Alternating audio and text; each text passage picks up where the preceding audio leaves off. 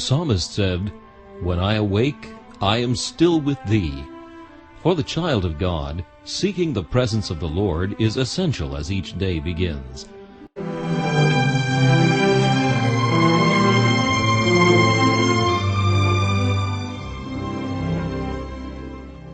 This morning's text is found in Hebrews chapter 5 and verse 8.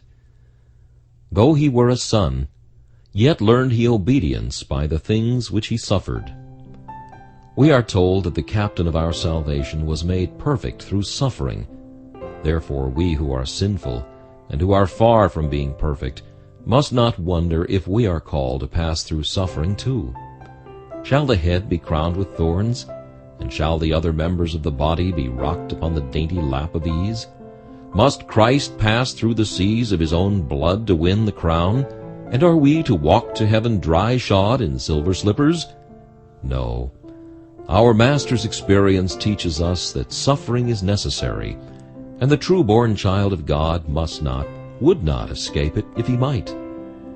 But there is one very comforting thought in the fact of Christ's being made perfect through suffering. It is that he can have complete sympathy with us. He is not an high priest that cannot be touched with the feeling of our infirmities.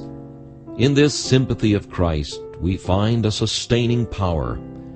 One of the early martyrs said, "I can bear it all, for Jesus suffered, and he suffers in me now. He sympathizes with me, and this makes me strong."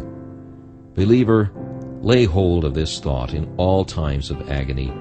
Let the thought of Jesus strengthen you as you follow in his steps. Find a sweet support in his sympathy. And remember that to suffer is an honorable thing. To suffer for Christ is glory.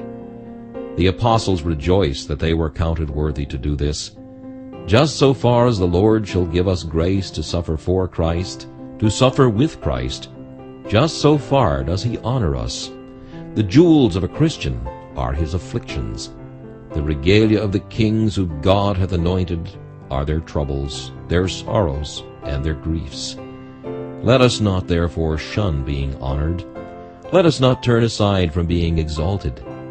Griefs exalt us, and troubles lift us up. If we suffer, we shall also reign with him.